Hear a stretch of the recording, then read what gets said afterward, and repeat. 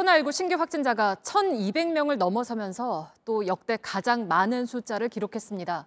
증상이 심각한 확진자도 가장 많았습니다. 이렇게 확진자가 치솟은 건 서울 동부구치소에서 무더기로 확진자가 나왔기 때문입니다. 하루 동안에만 무려 288명입니다. 지난달 27일에 확진자가 처음 나온 이후 관련 확진자가 500명이 넘습니다. 좁은 공간에서의 집단 생활이 무더기 감염으로 이어졌습니다. 동부구치소에 저희 최종혁 기자가 나가 있습니다. 최종혁 기자, 이 정도면 상당히 규모가 큰 거잖아요.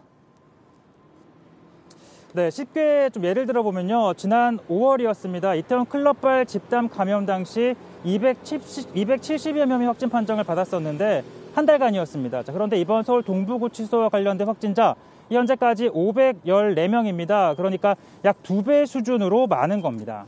네, 그럼 구체적인 감염 경로가 확인이 됐습니까? 네, 일단 감염 경로 약 2가지인데요. 제가 그래픽으로 간단히 정리해 보겠습니다. 지난달 말 고3 수험생 한 명이 코로나19의 확진 판정을 받았고 가족에게로 옮겨졌습니다. 그런데 이 가족이 서울 동부구치소에 근무하는 직원이었고요. 동부구치소에 근무하는 동료 직원 또 수용자들에게 전파가 됐고 수용자들 사이에서 집단 감염이 이뤄진 겁니다. 그리고 또 다른 감염 경로, 이 새로운 수용자들을 고려할 수 있는데요. 현재 새로운 수용자는 오면 약 2주 동안 독방에서 격리를 한 다음에 음성 판정이 나오면 각 방으로 배정이 됩니다. 하지만 이 격리 기간이 끝날 무렵 혹은 2주가 지나서 증상이 발현됐을 가능성에 대해서도 방역 당국은 살펴보고 있습니다. 네, 아무래도 교정 시설이 갇힌 공간이라서 더 빨리 퍼졌을 텐데 거기 구조가 어떻던가요? 자, 지금 제 뒤로 보시는 것처럼 이 동부구치소는 이 구치소처럼 보이지는 않습니다. 마치 아파트처럼 보이기도 하는데요. 2017년 6월 문을 열었습니다. 자, 구치소 내부는 제가 직접 들어갈 수 없기 때문에 이 그래픽을 통해서 설명을 해드리겠습니다. 자, 이 건물은 12층짜리 건물 5개로 구성이 되어 있는데 마치 알파벳 E 모양처럼 한쪽이 복도로 연결이 되어 있습니다. 그리고 모든 생활은 실내에서 이루어지는데요. 특히나 농구장이 그려진 작은 운동장도 실내에 있습니다. 따라서 운동 역시 실내에서 하게 됩니다. 그러니까 이 아파트형 형태의 공간 그리고 실내가 중심이 되는 생활 환경 등이 이 대규모 확산의 원인으로 꼽힙니다. 네, 그런 구조도 그렇고 또 수용 인원을 초과한 상태라면서요?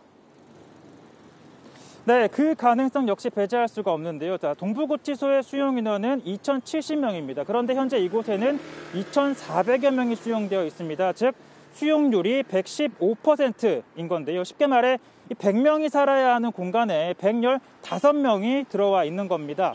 따라서 각 방별로 구성된 인원을 살펴보면 독거실과 3인실, 5인실로 구성이 되어 있는데 수용률이 높다 보니까 5인실에는 최대 8명이 수용되어 있는 방도 있는 현실입니다. 네, 그러면 처음 시작이 됐을 때 이미 이런 문제가 있었을 텐데 왜 대비를 못했을까요?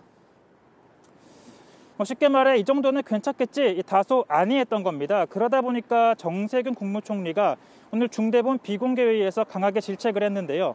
몇 번이나 얘기를 했는데 왜 이런 일이 발생했냐라는 겁니다. 또 관련된 경위도 파악을 해서 보고하라라고 지시를 했고요. 그러다 보니 관계부처에서는 이 같은 교정시설을 포함해서 예를 들어 외국인들이 모여있는 시설이나 난민 밀집 시설 등과 같은 공간에 대해서 이 조사에 나섰습니다. 네, 잘 들었습니다. 서울 동부구치소에서 최종혁 기자가 전해드렸습니다.